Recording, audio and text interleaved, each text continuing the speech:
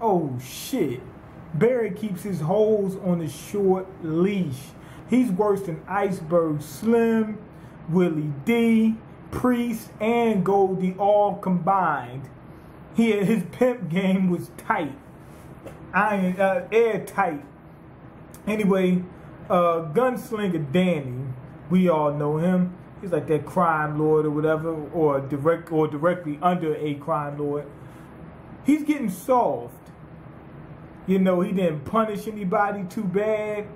One of his partners come in and say, yo, you're fucking your rep up. And he says, what do you mean? He said, these motherfuckers know you for being kind-hearted and shit like that. Cotton candies and rainbows. That's what, cotton candy and rainbows. That's what he is now. But he's tough. He just, when you get older, you're not for all the bullshit. He don't want to go around roughing people up all the time. He just wants to take it easy, you know. But he does handle what he needs to handle very well. And you can tell the people, they're not in complete fear of him. They do have a little bit of fear, but they more so respect him now. And on top of that, he's also revolutionary. He looks at the tags as human. He said, you guys are human. He's just a little bit stronger than everybody else. That's all. You know, and you're going to live less. So, he's on the right side. I don't see anything wrong with what he's doing. The other guy, he said, you need to keep a tight iron grip on these motherfuckers. Otherwise, they get out of control. They burying the dead and whatnot. Anyway, we go into a flashback and find out that the people didn't think of the tags as humans. What you call them? People that had Nick? Oh, my God. The dude said as long as they do what the humans say. So Nick isn't human? Didn't I tell you guys? They don't look at people as human if there's a little bit of difference between them. That's all it takes. And if you're dangerous, oh my God. You know what I'm saying? Like that's worse. For instance, like with mutants and tags, oh my God.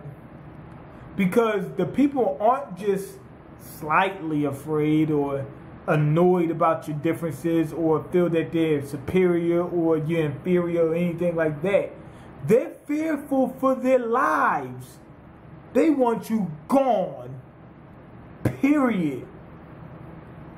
Anyway, Warwick, he helps get Nick up to speed in the flashback where Warwick is teaching Nick how to read and write and things of that nature. He notices that Nick has a bruise on him. And he says, what happened? He said, oh, I fell. You fell? You know what that means. Tina Turner told a lot of people she fell. Shit. You know what I'm saying? Everybody that got beat up and abused and whatnot, they all say, I fell. Well, you got a lot of bruises. I fell down some stairs. It bruised me up pretty good. Warwick said that he also taken a lot of falls. So you already know what that means. His dad is Joe Jackson from the fucking Jackson 5. That's his father. Beat the shit out of him. If Warwick left a wet towel by a pool, his dad would beat the shit out of him. If he didn't sing right, his dad would beat the brakes off of him. You know, if he went and bleached his skin, or if he even fucking walked the wrong way, or if he got bullied and he didn't put on some gloves and boxed the motherfucker right in front of the dude's house, he would get beat. And this dude would beat the brakes off him. Said his mom was a whore. He was getting abused. I think what they're trying to do is set this up to say, hey, Warwick ordered that hit. Remember, his family got hit by somebody that looked like Nick. Now, seeing that Nick was being abused and Warwick was being abused, what reason do they have for leaving their parents alive, leaving the dude alive? Kill the motherfuckers. Warwick's dad and the other soldiers that were there that were Nick's superiors, they beat the brakes off that boy. Not the other soldiers, because somebody got into the compound and he was able to take him out. But the dude says he didn't like the fact that he even got in there, and he doesn't like the fact that there's blood on his lawn. I don't give a fuck about no blood being on my lawn. Hose the shit down. Hose it down. Like they did in Pulp Fiction. Hose the motherfucker off. Shit. That didn't make any sense. And they only punished him. That's how it works. They only punished Nick. Now, Warwick says, how can you take that? Warwick is taking it, so Warwick is... I know Warwick feels like he's fed up.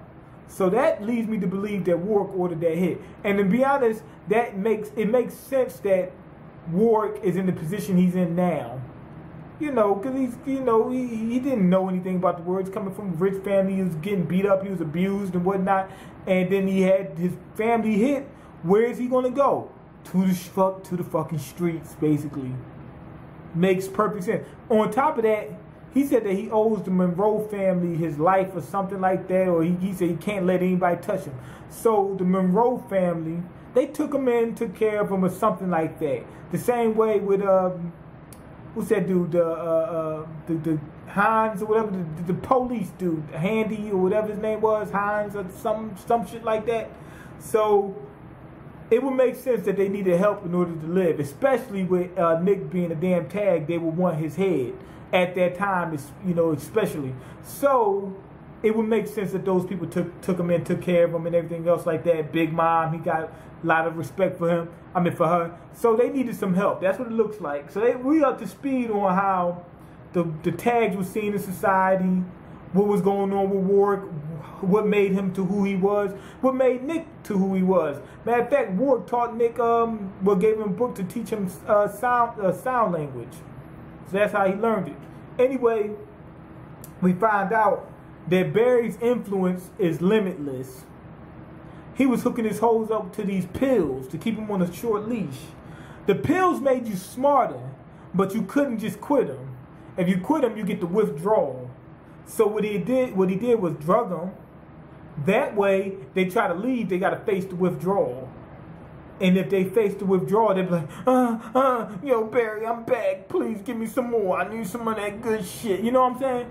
Just to keep that withdrawal at bay. That's what was happening. Now, the reason why Alex is having those visions and those nightmares and everything else like that, she's going through withdrawal. So that's what's going on with her. So basically, we just uncovered that mystery. That was good, though. Also, she went for the damn, for Warwick's D. She tried to hop on the D. So I think that they trying to say that she likes Warwick like her.